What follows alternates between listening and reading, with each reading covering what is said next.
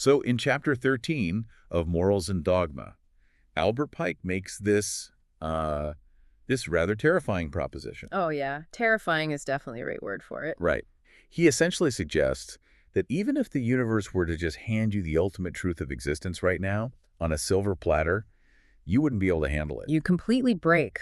Exactly. It would completely shatter you. And you just wouldn't survive the revelation. Which is such a wild way to start, you know? It really is. So the central premise we are exploring today in this deep dive is that the most profound realities governing our world, they aren't just hard to find. They are actively and deliberately concealed. Yeah, they're hidden on purpose. Right. And to even approach them, you have to completely abandon this comfortable habit we all have of just accepting reality at face value. And that is a radical departure from how most of us operate on a daily basis. Oh, for sure. If we connect this to the bigger picture, think about where we just were in our exploration of the source text. Like in Chapter 12, the focus was entirely on the architecture of reality. Right. Yeah, we spent hours dissecting the design and the structure. Exactly. The observable mathematical intelligence that seemingly underpins the whole universe. We were essentially standing outside a magnificent cathedral, just admiring the masonry and the geometry of the spire. It was very structural, very logical. But Chapter 13, which is titled The Royal Arch of Solomon, forces this violently abrupt shift in perspective.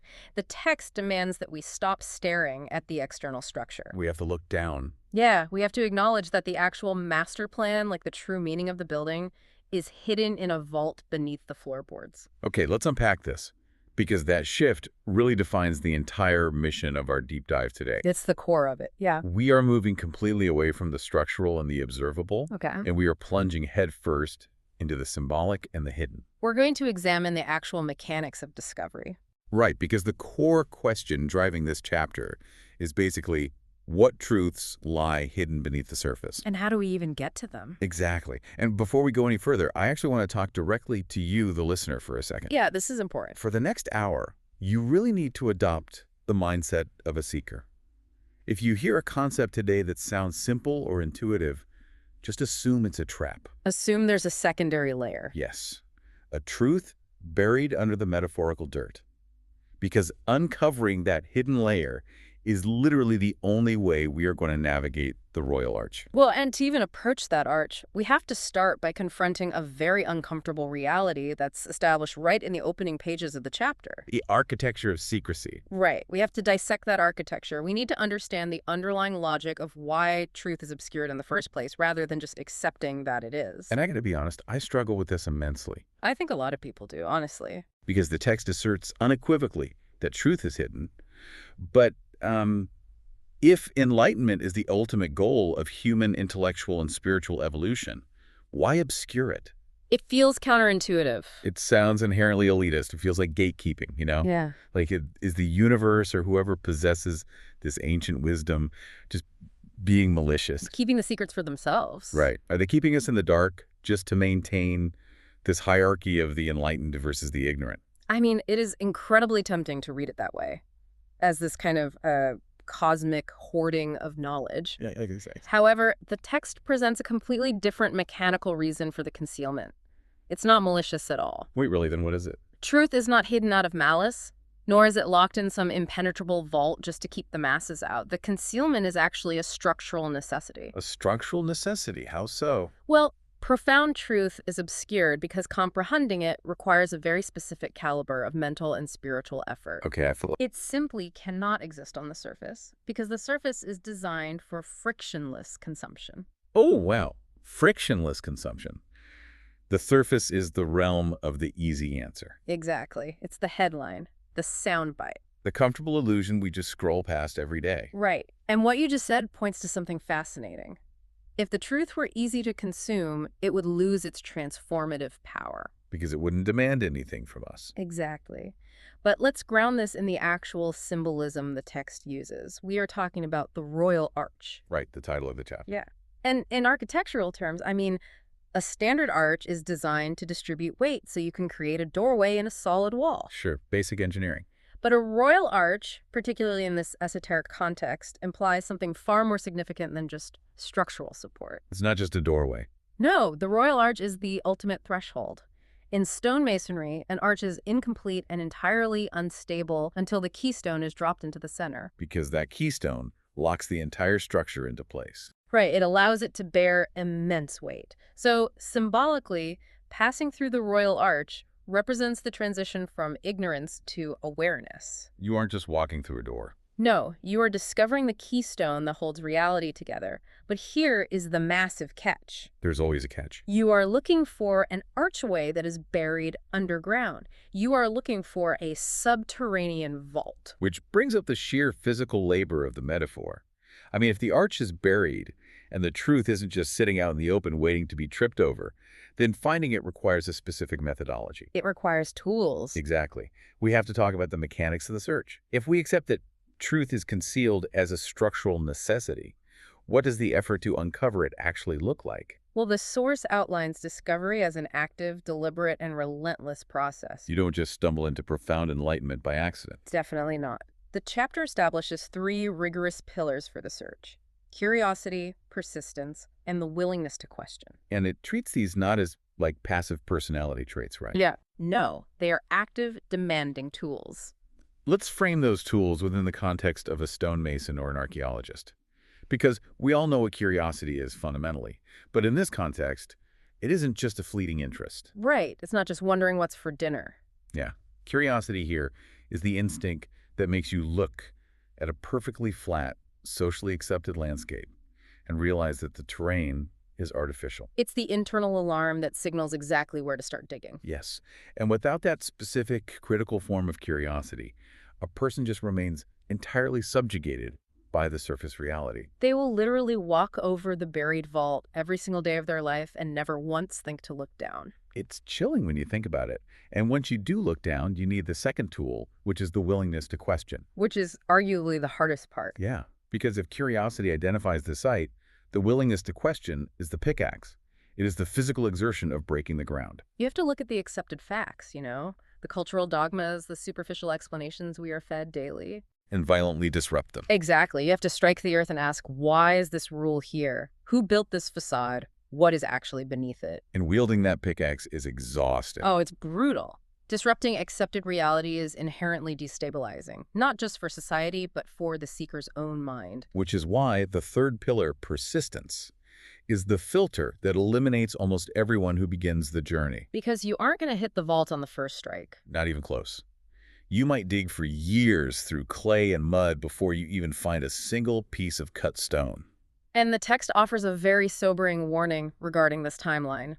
Those who seek truth must be prepared to search for a vast, indeterminate amount of time. An indeterminate amount of time? That's heavy. We are not discussing a brief period of intense study here. We are talking about a lifelong orientation toward the unknown. Just consider the psychological weight of a search with no guaranteed end date. It's massive. It would be agonizing to commit decades to uncovering a truth without any external validation that you were even digging in the right place. You'd question yourself constantly. You would have to endure periods of massive cognitive dissonance.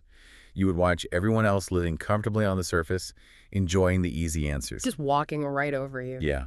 And you would be down in the dark, covered in dirt, wondering if you were just a fool chasing a ghost. But that psychological friction is not a side effect. It is the point of the exercise. Wait, the suffering is the point. Yes. The text posits that this demanding journey, this specific type of suffering, is what actually prepares the seeker. Wow, okay. But what keeps a person in that trench? They have to be driven by a very specific conception of what they are looking for, right? Absolutely. And as we move into the language of the unseen, the source relies on a distinct set of symbolic imagery to describe the prize. The imagery is incredibly haunting. The chapter doesn't talk about discovering new ideas or innovating future concepts. No, it looks backwards. It speaks entirely in the language of antiquity. It refers to lost knowledge, buried truths, and forgotten wisdom. Which raises an important, almost uncomfortable question about the nature of humanity's intellectual progression. My thought exactly. Because the words lost and forgotten carry a really heavy implication. They suggest a historical regression. Yes. If a truth is forgotten, it means it was once known.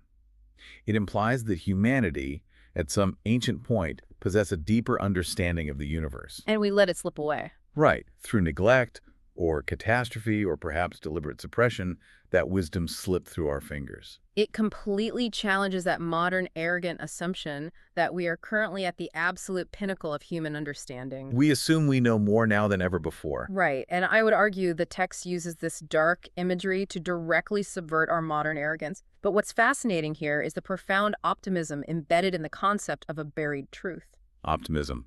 How so?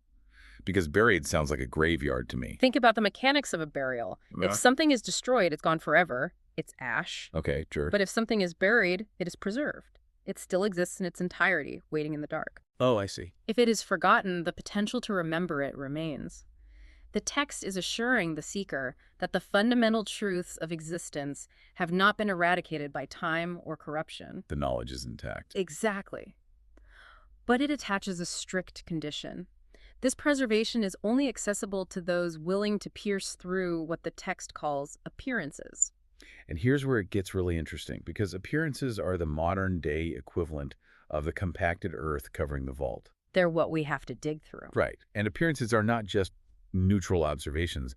They are active deceptions. They are the illusions that masquerade as ultimate reality. Can you give an example of that in the context of the Royal Arch? Yeah, so an appearance might be a hollow religious ritual that has completely lost its original meaning over the centuries. People just going through the motions. Right, or a societal norm that champions wealth over virtue. Or even our own egoic rationalizations. Appearances are basically the beautifully constructed facade of the cathedral. They look so complete, so aesthetically pleasing, that you feel almost insane for suggesting that the real truth is hidden in the damp, dark crypt below. The facade tells you, rest here, look how beautiful this is. There is no need to dig. It pacifies you. Exactly. And the deceptive power of appearances explains why the willingness to question must be so sharp.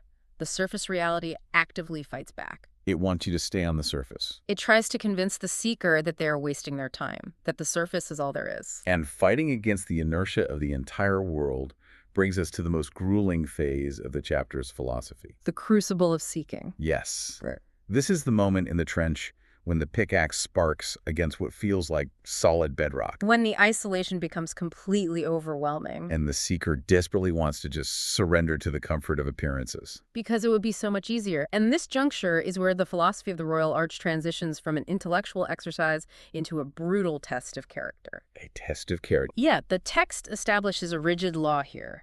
Truth is never given. It is exclusively earned. You cannot inherit it. Nope, you cannot buy it. And no master can simply hand it to you. That distinction between being handed a fact and earning a truth is really the hinge upon which this entire chapter turns. It's the difference between possessing data and possessing comprehension. Let's step away from the masonry metaphors for a second to really grasp this. Think about learning to play a complex instrument, like the violin. Okay, I like that. I could hand you a sheet of music and explain the physics of how a bow creates friction on a string. I could literally give you the facts of the violin in 10 minutes. But could I play a concerto? Exactly. I wouldn't be able to produce a single musical note. I'd possess the data, but I would have bypassed the labor. Right. You haven't built the calluses on your fingers. You haven't spent thousands of hours training your ear to hear microscopic variations in pitch. I haven't felt the frustration of hitting a plateau and having to push through it. When a master violinist plays, they have earned the truth of the instrument through physical and emotional struggle. The sheet music is just the summary. It's just a representation of the truth. Yes. And the text is telling us that ultimate enlightenment cannot be read off a summary sheet. The violin analogy perfectly captures the physiological and neurological adaptation required. And the Royal Arch provides stringent instructions regarding this perseverance. What does it command the seeker to do?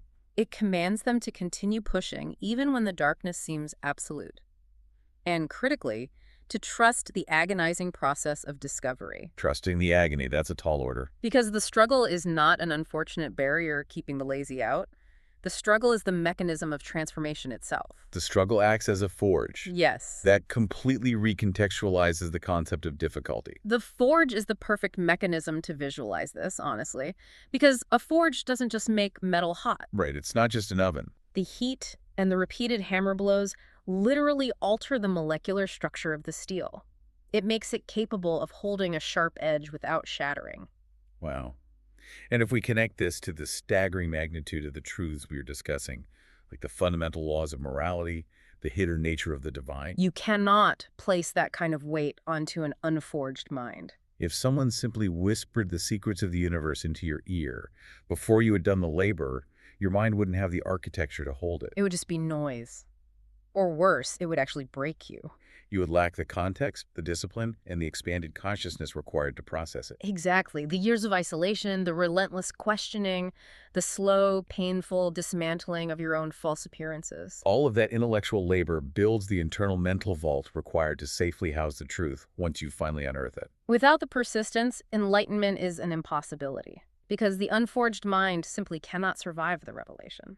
Which means when you are in the trench and you are frustrated and you feel like you are failing to understand a complex philosophical or spiritual concept, you aren't actually failing. No, you are experiencing the hammer blows. You are expanding your capacity. Which is a very comforting way to look at intellectual struggle, I think. It really is. And that leads us to the threshold moment. What happens when the persistence actually pays off? What occurs when the internal vault is finally built and the truth is unearthed? The text describes this as the alchemy of understanding. Alchemy. So it's a transformation.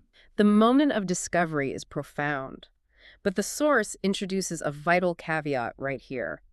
Unearthing the buried artifact is not the finish line. You don't just put the truth on a shelf and admire it. Right. The discovery is merely the catalyst for the real work. Because the core concept is that true discovery mandates transformation. Absolutely. The Royal Arch isn't a museum where you just look at old relics. It is a gateway that irrevocably alters the person who walks through it.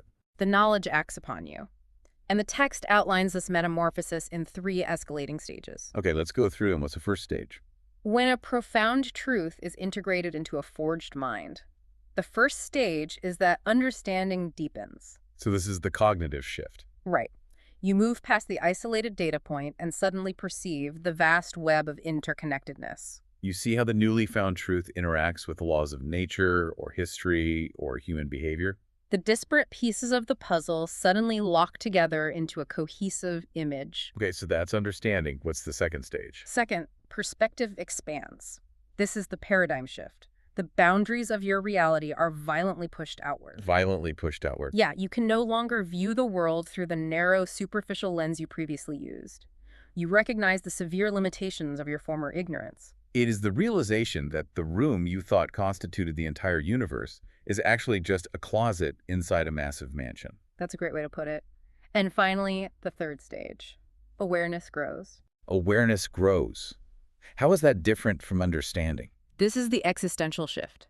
It is a sustained, heightened state of consciousness.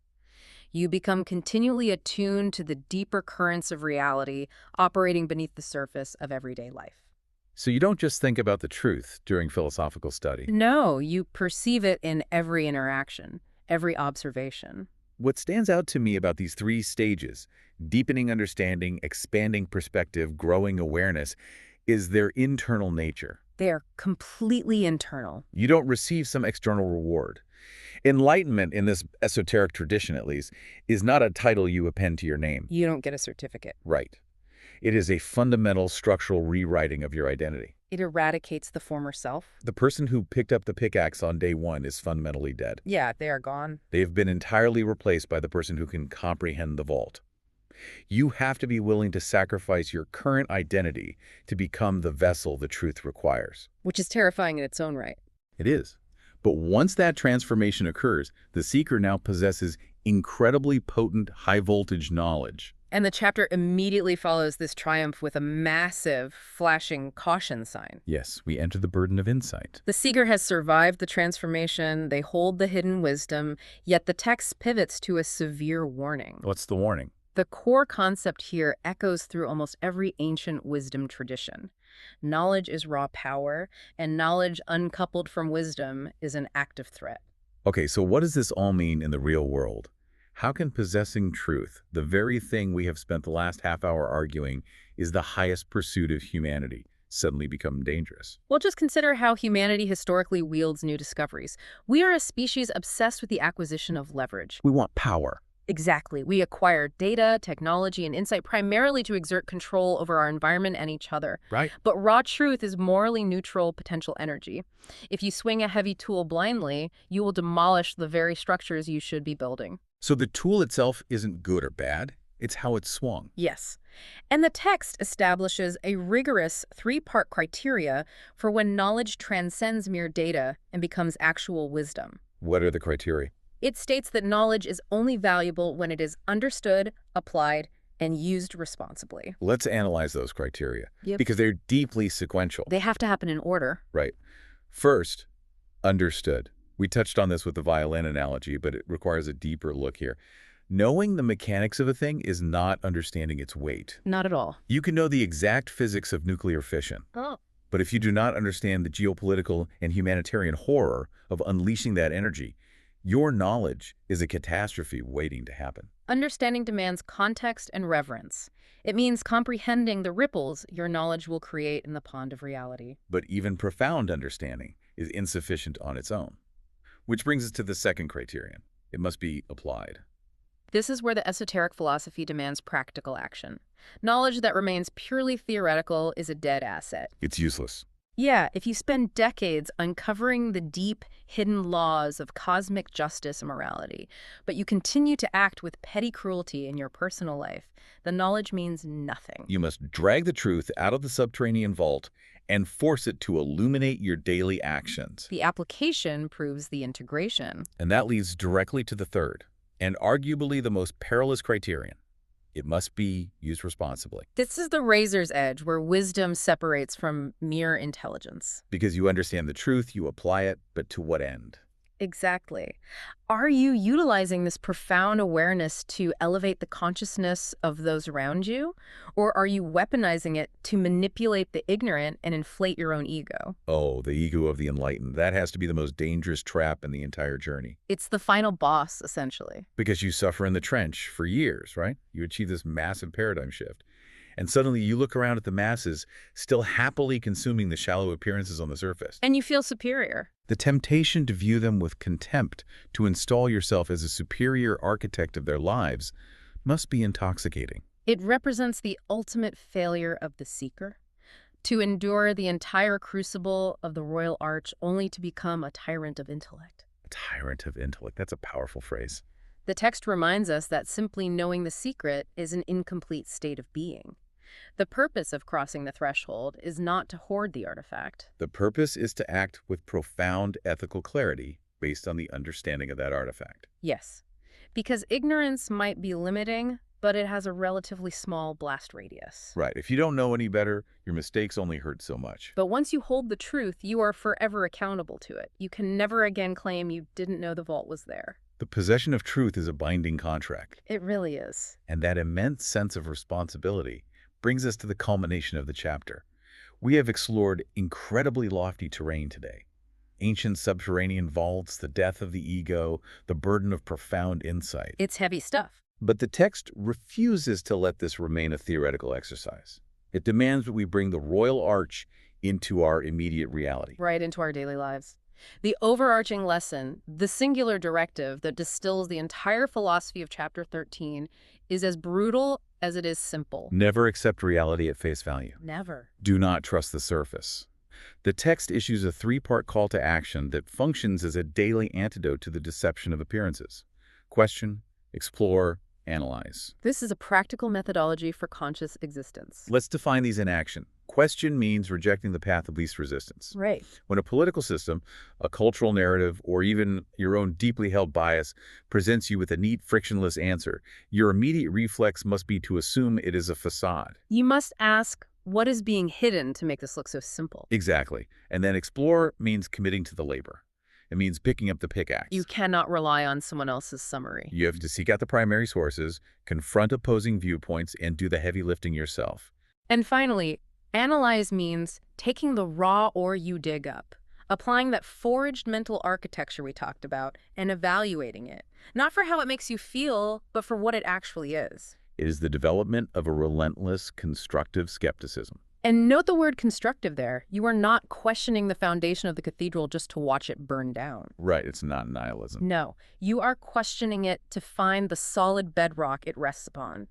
This mandate applies to every dimension of the human experience. It dictates how we consume media, how we navigate relationships, and how we interrogate our own internal motives. The Royal Arch is a constant command to look for the hidden currents. Because if you refuse to do this work, you are essentially sleepwalking. You're in a coma. You are living a two-dimensional existence in a multi-dimensional universe.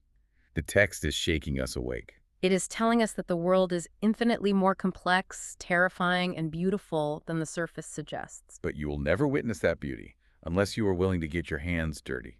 It is an invitation to abandon a comfortable illusion in favor of a demanding reality. And that is where we must pause our journey for today.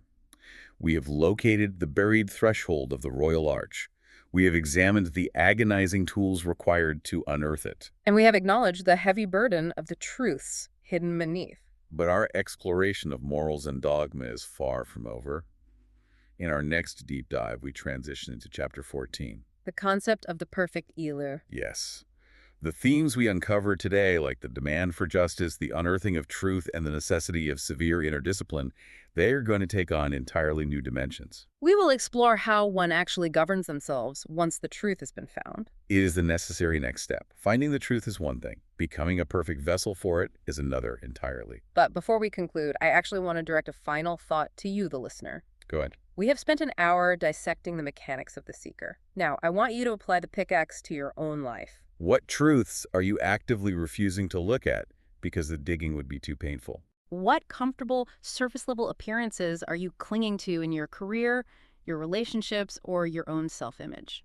Are you genuinely willing to question the foundation of your reality, even if the answers threaten to collapse the life you have built? And ultimately, how long are you willing to persist in the dark to find out what is actually real? Do not settle for the facade. Pick up the tools. Thank you for joining us on this deep dive, and remember, the most profound realities of your existence are never obvious. They are waiting for you, hidden just beneath the surface.